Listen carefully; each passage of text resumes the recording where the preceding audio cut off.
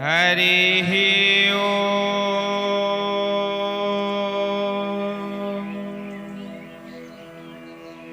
नारायणं नमस्कृत्यं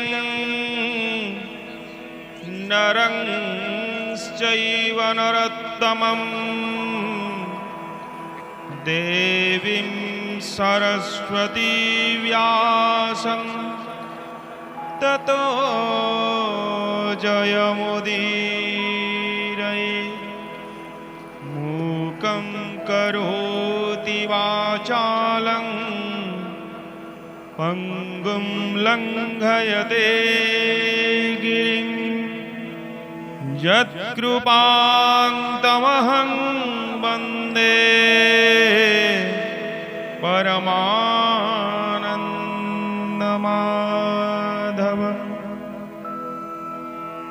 ॐ नमो भगवते वासुदेवाय।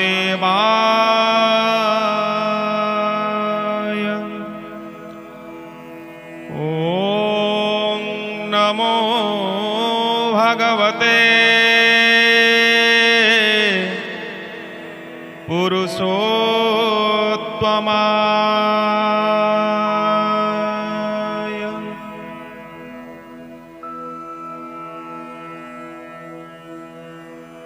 नमस्कार दर्शक बंधु,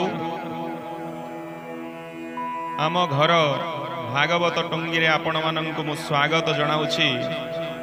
श्रीमद् भागवत पाठ आज आमे द्वितीय स्कंधर अष्टम अध्याय पाठ आरंभ करिबु।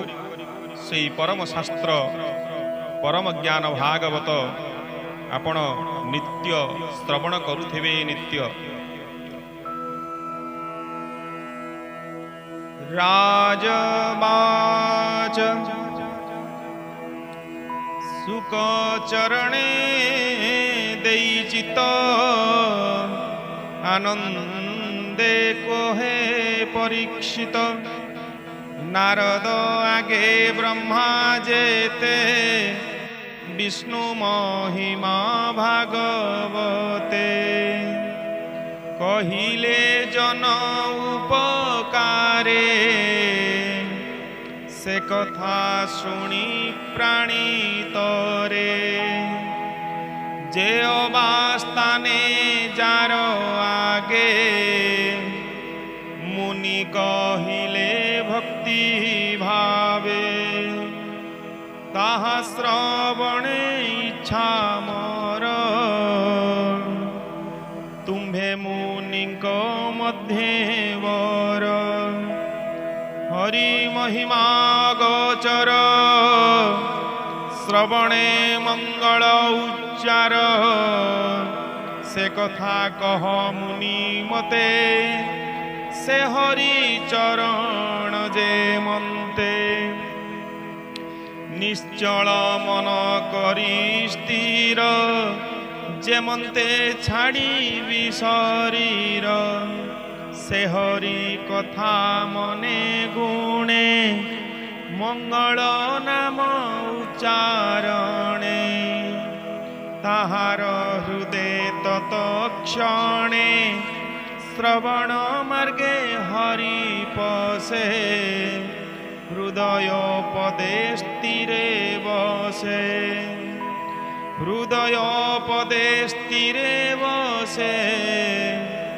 तार दूरित सर्वनाशे। शिशिर जेन्हे वृष्टि नाशे। जड़ुहरई मीन राशि। जेन्हे से जेन्हे निर्मल प्रकाशी। निर्मल आत्मा तार होए। से कृष्ण पाद मूले दहे। केबे नहे सेवाहर। माया भ्रमण होए दूर। पथिक जेन्हे श्रम पाई। से जेन्हे निज गृहे थाई। श्रम पाशरी सुखे रहे गृह संपद भोगे देहे अधातु मंत आत्मा होए धातु घटने देह बहे स्वते जे प्रकाश जे मंते तुम्भे तो जान एहा जीते जारनी भारू पद्म होई लोकंक स्थान प्रकाश जेबा पुरुष देह मते नाना प्रकारे संज्ञा जेते प्रकाशे अवयव देही तारूप न जानती केही स्वभावे जन्म जार नाही आत्मारु प्राणी कुसर्जयी से भूत भूत आत्मा देहे ताहांकु तार अनुग्रहे जेमंते देखे रूपवंत नाभिक मळु होई जात काल कबले से पुरुष ए विश्व सृष्टि स्थिति नाश संकल्पे करोइतांसे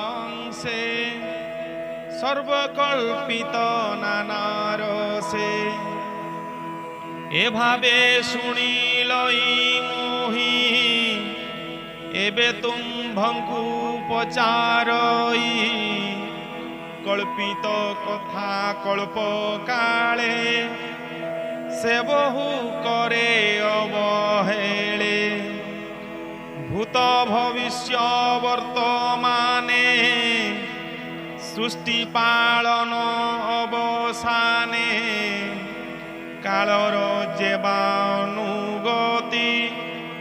कल्पिब कल्प संख्या स्थिति कर्मर गति अबाकेते जेहेतु प्रकाश जे मंते कर्मे संचरे जही तही ए भावे जीवता भुंजई गुणे गुणज्ञ परिमाण भूमि पाताल देश व्याम ग्रह नक्षत्र महीधर नदी समुद्र दीपवर एथे आश्रित जन जेते ब्रह्मांड प्रमाण वाकेते ए बाह्यांतरे वस्तु जेते संक्षेपे कहमग्रते कालर जेबानुगति कल्प विकल्प संख्या स्थिति कर्मर गति अबाकेते जेहेतु प्रकाश जे मंते जुगानु जुगे जुगमान जे जुगे अबा धर्म ज्ञान मनुष्य साधारण धर्म जेबे विशेष यथा कर्म ब्रह्म ऋषिंक धर्म आदि जे राजा ऋषि संपादी जोगेश्वरंक मुखे केते लिंग भगने मोक्ष पथे जे धर्म देव उपदेशे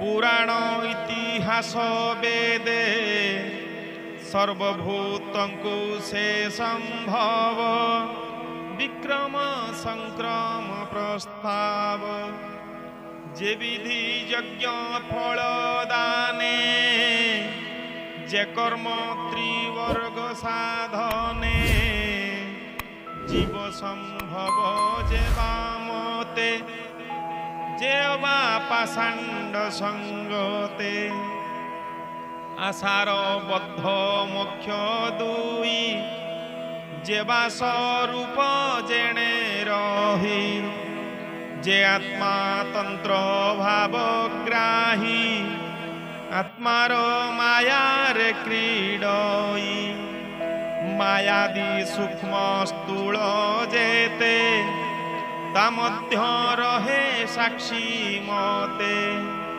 एबे मु पचारिली जेते संक्षेपे कह प्रभु मते ब्रह्मार आत्मा नारायण जे विश्व संसार प्रमाण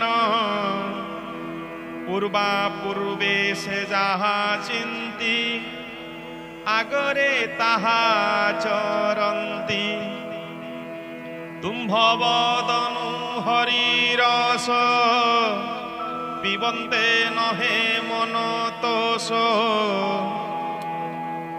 श्रीसुतो उवाच एमन्ते परीक्षित वाणी हरसे सुख मुखु शुणी मुनि जनक सभा मध्ये जेवा कहिले आनंदे से भागवत हरिगुण ब्रह्मा संवाद ए पुराण से कथा ब्रह्मार अग्रते से ब्रह्मा कल्प उपगते एमन्ते कहिले मुरारी विश्व संसारे दया करी से कथा दी मध्यंत शुण कहिबात ग्रत कहि दास जगन्नाथ द्वितीय स्कंधे भागवत